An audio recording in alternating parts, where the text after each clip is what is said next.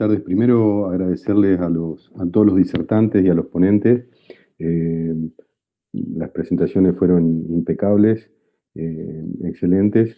Y bueno, vamos a comenzar con las preguntas seleccionadas de nuestros asistentes.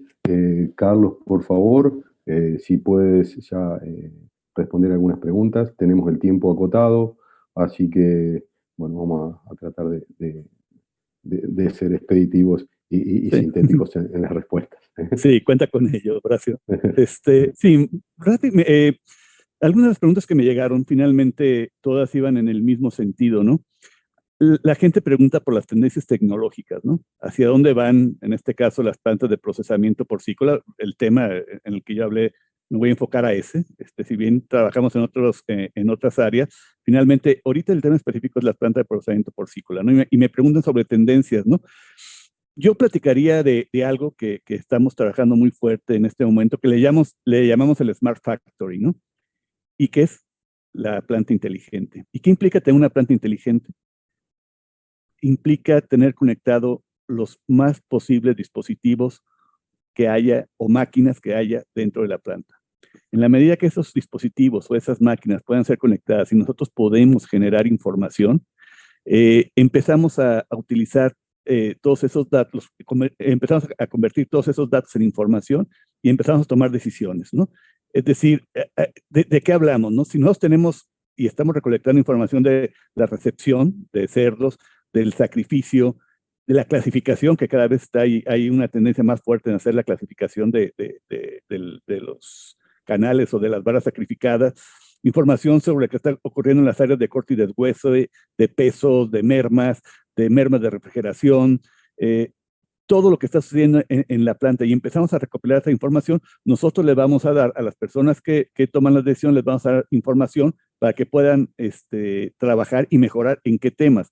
Pues en temas de rendimiento, en temas de costo, que finalmente hoy en día se vuelven temas muy, muy importantes, ¿no? Entonces, este es un tema crítico, y no olvidemos también, cada vez los analíticos se utilizan más. Cada vez hay más información, ¿sí? Que se está generando de diferentes puntos, desde la granja hasta la logística, y debemos desarrollar a las personas bueno, debemos de desarrollar los mecanismos y a las personas que van a hacer uso de esa información. Hoy una de las cosas que nos están pasando es que hay información, pero no hay quien la analice. La gente no tiene el perfil y no estamos dedicando los profesionales adecuados para ese análisis de información, y cada vez lo vamos a tener más, ¿no? Y bueno, y finalmente, pues ese es el reto, ¿no? Y hay que ejecutar muy bien en el piso, ¿no? La gente que está en el piso debe de operar bien, debe meter bien sus datos y debe estar siguiendo el proceso como está definido. Esto suena como que es lógico, pero no pasa, ¿no? Siempre el operario debe estar bien capacitado, y hay que meterle mucho tiempo a eso, ¿no? Y estar siempre al pendiente, ¿no? Entonces, esto es lo que yo podría decir respecto a estas tendencias y en lo que estamos trabajando nosotros, al menos nosotros en CCB, que es lo que lo vemos como algo prioritario, ¿no? Carlos, muchas gracias y fue muy clara tu aporte. Consecuentemente, es lo que pasa con la información que se almacena en los software de gestión de las granjas porcinas. Hay mucha información, pero donde fallamos es en el análisis y en la interpretación de esa información. Pero hoy por hoy, generalmente el problema no es la cantidad de información que tenemos disponible, sino la parte de que haya alguien que la pueda analizar e interpretar. ¿Mm? Sí, es un reto, ¿no? Esos Es un perfiles, reto. se necesitan esos perfiles profesionales, cada vez son más necesarios y debemos de avanzar en ello, ¿no? Yo creo que las nuevas generaciones, por lo que veo con mis alumnos de la universidad, están preparados para eso. Sí, tienen más O herramientas. tienen más herramientas, exactamente.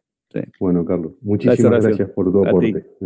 Vamos con las preguntas que seleccionó Eitel para el caso. Bueno, genial. Gracias, Horacio.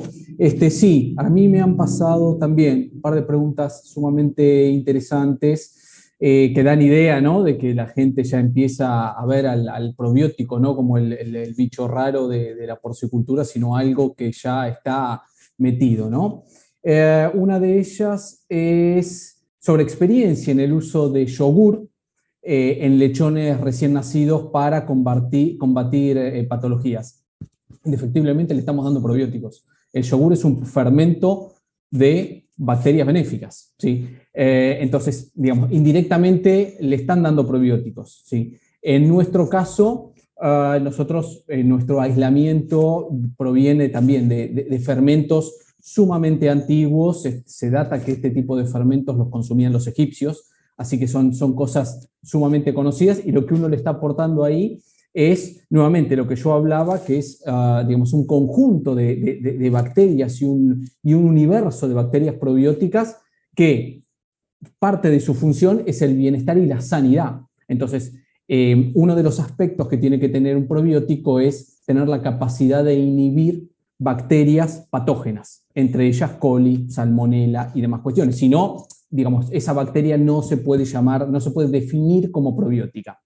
Entonces, nosotros particularmente no administramos yogur, ni conozco yogur, pero digamos, pongámosle otro nombre. En vez de yogur, llamémosle probióticos, ¿sí? O sea, le están dando probióticos, entonces bajo ese título, sí, hay mucha experiencia y es positiva en ello, y obviamente las raciones se dan a través del alimento, o metodologías ya un poco más desarrolladas a través del agua de bebida, ¿sí?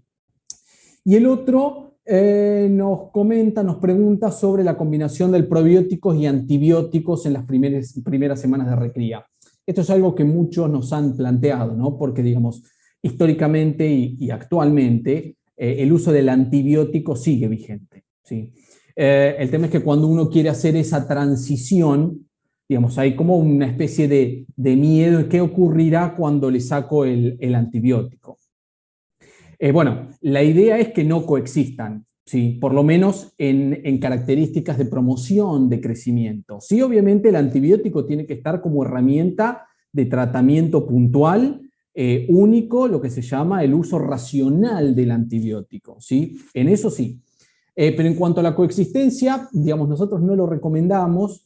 Desconozco el resto de los probióticos que puede llegar a haber en el mercado. Nosotros tenemos la ventaja de que nuestro probiótico tiene cierta sinergismo, si se quiere, con los antibióticos de uso en raciones de promoción de crecimiento. Entonces nosotros hemos trabajado con distintas granjas en una especie de coexistencia a través del tiempo y una disminución progresiva del antibiótico, de forma tal de que tanto para el productor como para ir saneando sistemáticamente a la granja, digamos, uno pueda ir modificando y cambiando el uso del antibiótico por el probiótico, ¿sí? Pero la experiencia que nosotros tenemos es que, digamos, no debería decirlo, pero existe una coexistencia sana y sinérgica, si se quiere, pero nosotros no recomendamos eso porque, digamos, en definitiva, lo que yo quiero hacer es suplantar todo lo que es lo químico por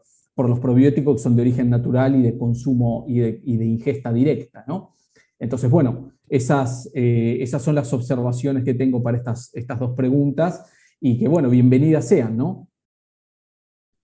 Eitel, muchas gracias por tu presentación, fue muy clara, especialmente en un tema que, bueno, desde hace unos años que está cada vez más en boga, que se está descubriendo más su importancia, que como es la salud intestinal. Exactamente, sí. Y bueno, con todo lo que ya no es nuevo, que es ir buscando alternativas válidas para el reemplazo de antibióticos, con todas las ventajas de lo mismo, de eso mismo.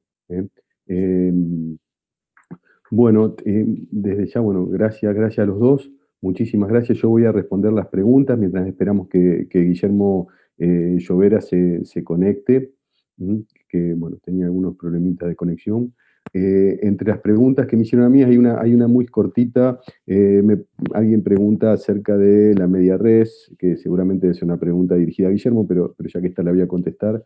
En Argentina, por lo menos, la canal o la media canal se llama res o media res, sea de cerdo, sea de bovino o sea de cordero.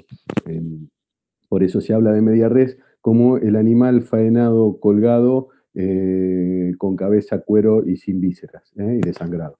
A eso se refiere básicamente con la media res. En Argentina, como no sé cómo será bien en otros países, pero en Argentina se comercializa de esa manera. Otra pregunta que me hacen es, ¿cuál es el mayor desafío de la hembra multípara? En realidad, hola Guille, ahora después seguimos con tus preguntas. ¿Sí? El mayor desafío, más que de la hembra multípara, es de las que lo manejan adentro de la granja, a la hembra multípara, la gente que la recibe y que la prepara para una productiva vida reproductiva. ¿Sí? Hoy en las granjas tenemos disponible buenas genéticas, hembras que van a ser prolíficas, que tienen un techo alto su genética. Nosotros tenemos que prepararnos para que esas hembras expresen lo máximo posible su potencial genético. Para eso tenemos todo lo que es el manejo prepuberal, la selección y tratar además que esas hembras, y sí puede eso estar en nuestras manos, viene con los genes, pero también puede estar en nuestras manos, hacer que esas hembras sean longevas, que tengamos una tasa de reposición, de descarte baja, entre que la hembra entra, se sirve por primera vez y las descartamos después del sexto parto. Que esa baja que tenemos de reproductora sea lo menos posible, especialmente cuidando sus aplomos, cuidando la limpieza de su aparato reproductivo. Otra pregunta que me hacen es, las hormonas aplicadas en la producción de las cerdas, si tienen algo de residuos en esas hembras porcinas faenadas. En realidad no, y no hay ninguna posibilidad. Cuando se aplican, lo que más se aplican puede ser algunos progestágenos o gonadotrofina, que son similares a la folículo estimulante. Generalmente se aplican muy poco, se aplican o por vía oral y por vía inyectable y en momentos puntuales de esas cerdas. Y generalmente puntuales en la vida reproductiva de la cerda. Generalmente ese tipo de hormonas tiene una vida media muy corta. Con eso no hay ningún tipo de inconveniente en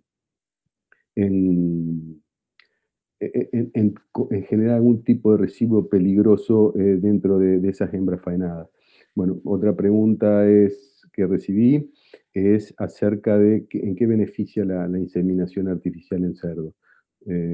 Bueno, en realidad la inseminación artificial es una tecnología que hace ya varias décadas que se está explicando, se masificó su uso en la Argentina más tarde que en otros países, pero cuando en nuestro país ya desde hace casi una década empezamos a tener centros de inseminación que nos proveían semen, se fueron desactivando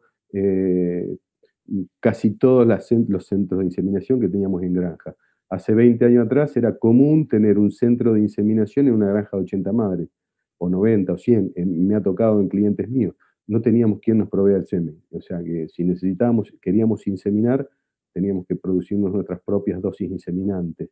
Y bueno, como todos sabemos, o por lo menos los que estamos en producción, inseminar tiene tantas ventajas que el productor que empieza a inseminar no vuelve nunca más a la monta natural. De hecho, hoy hablar de monta natural es arcaico. Con la inseminación artificial tenemos posibilidad de comprar genes de mucha más alta calidad de la que podemos llegar a tener en la granja.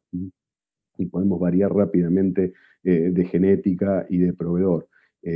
Bueno, hoy es algo que desde que se implementó su uso prácticamente en las granjas tecnificadas, de hecho, hace unos años, con un equipo en el que trabajaba, diseñamos y colaboramos en la construcción de una granja de 1000 madres y parecía una locura no tener central de inseminación. Era una granja que hace ya unos 8 años, 7, 8 por ahí, una granja de ese tamaño que no tenga central de inseminación. En la Argentina parecía un poco revolucionario, pero bueno, de ese tiempo a esta parte, prácticamente hoy se asume que las dosis de semen se compran.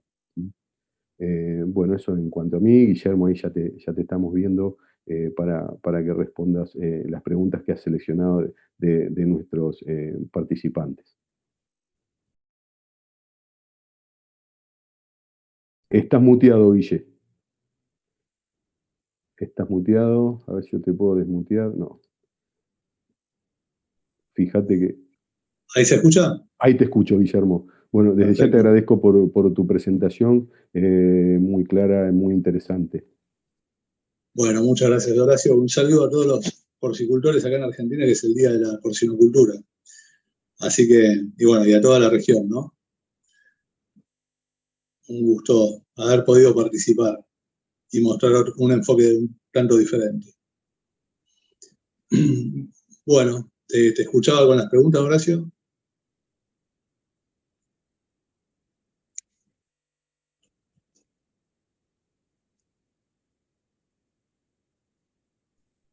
Estás muteado, Horacio.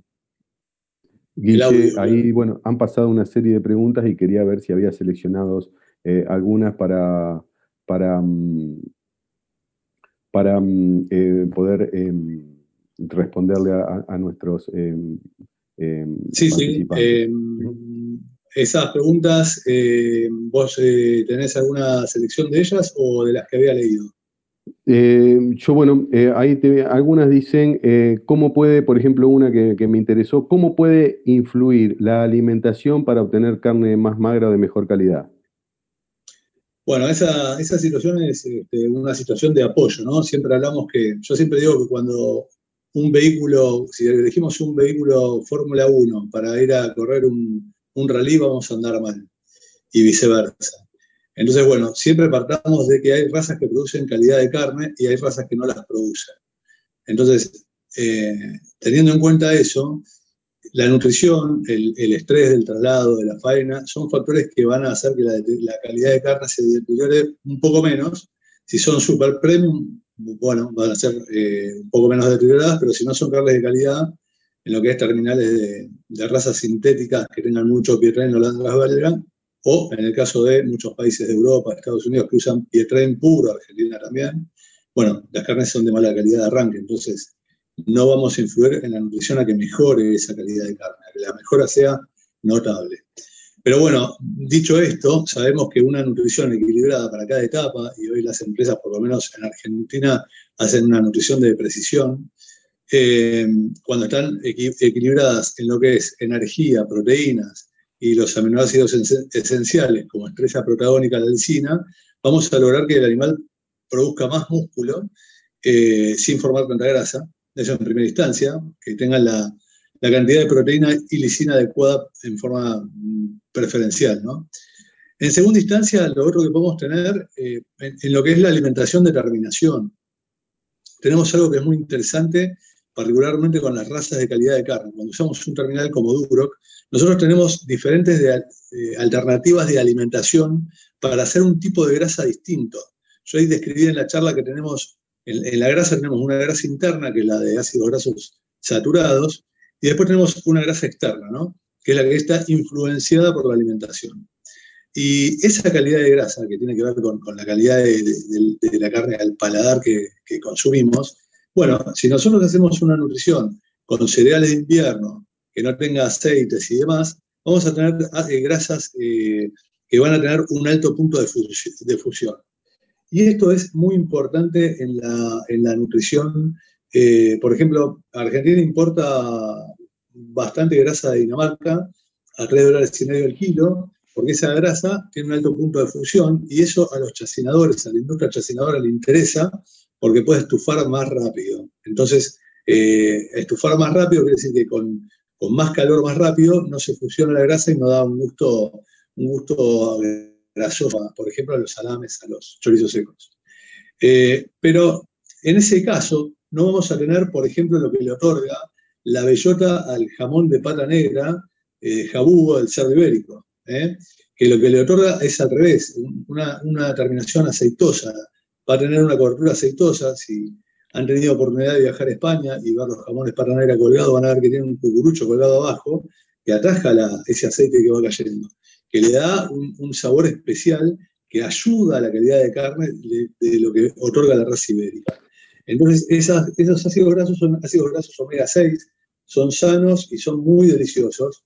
Lo podría otorgar el maní también. Hay un proyecto de jamón estilo pata negra en Estados Unidos, alimentado con roble, pero particularmente le dan maní. En Argentina todavía no hay desarrollos. pero con maní o nueces pecan en la terminación de capones o animales duros, tenemos posibilidad de hacer una grasa que en este caso no sería de alto punto de fusión, pero sí muy sabrosa en el sabor. Como contraparte, cuando alimentamos con pasados de pelar de soja en la terminación, tenemos una grasa tal vez menos sabrosa y más blanda, que tal vez no es tan deseable. Eso mucho pasa en Argentina, que tenemos tanta soja y que es muy común que tengamos prensas que sacan poco el aceite o menos que otras formas, y así usamos el expeller de soja. Así que bueno, esencialmente la nutrición ayuda a eso, a equilibrar, pero si no pateamos el arranque con una raza de que otorgue calidad de carne a los capones, no vamos a mejorarlo con la nutrición, no vamos a mejorarlo con el estrés de la faena del viaje. Guillermo, bueno, y por último, hay otra pregunta más. ¿Cómo es la tipificación? Pregunta de un asistente, ¿cómo es la tipificación o clasificación para determinar la calidad de la carne porcina en la industria? ¿Cómo es el proceso de clasificación? No hay ningún proceso de clasificación en Argentina de calidad de carne. O sea, hacemos estudios, los que nos interesa, está surgiendo un sector gastronómico de alta cocina y de encurtidos especiales, charcutería de la vieja tradición, en restaurantes de muy alto nivel, ¿sí? Pero no, lo que hay es un control de calidad de canal.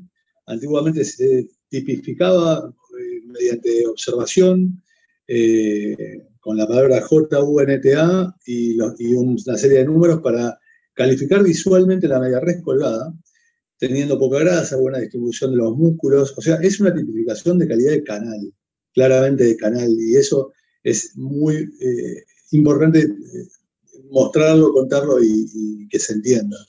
Y hoy se mide de una forma muy precisa en todos los frigoríficos, en las faenas, en casi todos, con el aparato Geneser que da haz de luz monopolar y tira el magro que tiene esa media res y nos la pagan por ese magro, ¿no?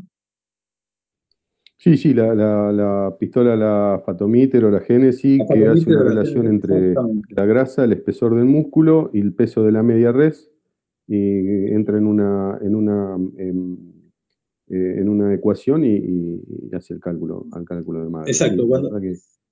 Sí, cuando yo era alumno de anatomía en la facultad, allá por el año 1991 y 92, que era docente del 92-93, si no me equivoco, en el 93. En realidad estuvo todo el proceso de cambio donde se trabajó sobre la ecuación, donde termina dando el magro ese aparato, ¿no? Y me tocó ver esa transformación, que fue una transformación muy importante en Argentina, que después, bueno, acompañó la evaluación de lo que hacíamos las empresas de genética en Argentina, ¿no? Mejorando el rendimiento del magro de las medias reses de nuestro país. Sí, para mí fue algo, diríamos, histórico. Bueno, yo estaba asesorando granjas, en esa época algunas grandes, pero la mayoría pequeñas, y realmente cuando a los pequeños granjeros le empezaron a pagar el premio o el sobrevalor por tener magro, hubo productores que pasaron de tener, bueno, en esa época tenían otra ecuación que la que hay ahora, que bonificaba por encima del 43%, y teníamos productores que estaban en el 40%, y al año siguiente, año y medio, no a más que eso, viendo que podían ganar más dinero, mejoraron la calidad de sus medias res, se pasaron al 44, 45, en un año y medio. Cambiaron los machos, el proveedor, bueno, en esa época teníamos algunos grupos donde uno de los productores le hacía las dosis de semen a los demás, y cambiaron la nutrición, mejoraron la nutrición. Fue algo fantástico eso, y fue a fines de los 90, sí, es así. Mirá, fue un momento increíble, fue un momento que también hubo una obsesión por el magro y lo tratamos de transmitir desde las líneas maternas. Entonces en las líneas landras había mucho gel de alotano, lo cual el magro en el frigorífico estaba, pero muchos animales que eran magros quedaban muertos que yo lo contaba un poco con la selección por el gel de alotano, quedaban muertos en los camiones. O sea, los camiones.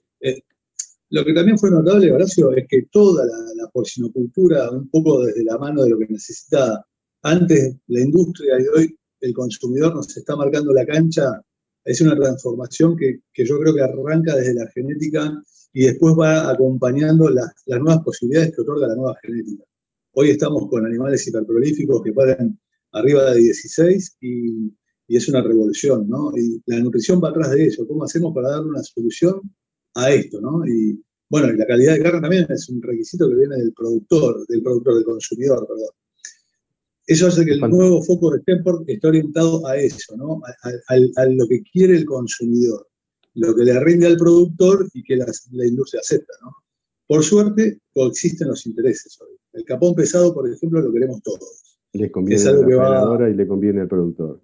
Es fantástico cómo los que hemos estado década y media, 2 décadas dentro de la producción porcina, hemos visto todo este cambio, ¿no? Para mejor, tanto en Argentina como en Latinoamérica. Bueno, concluyendo, les quiero agradecer a ustedes por su presencia, por su apoyo a Red Alimentaria, por haber logrado tener esta jornada con una amplitud de tema bastante interesante dentro de la cadena porcina. Agradecerle también a nuestros auspiciantes como la segunda del seguro, para el seguro de vida porcino de esa empresa. Y bueno, también agradecerle a toda la cantidad de gente que se conectó y nos siguió hasta el final. Muchas gracias y la verdad que ha salido excelente.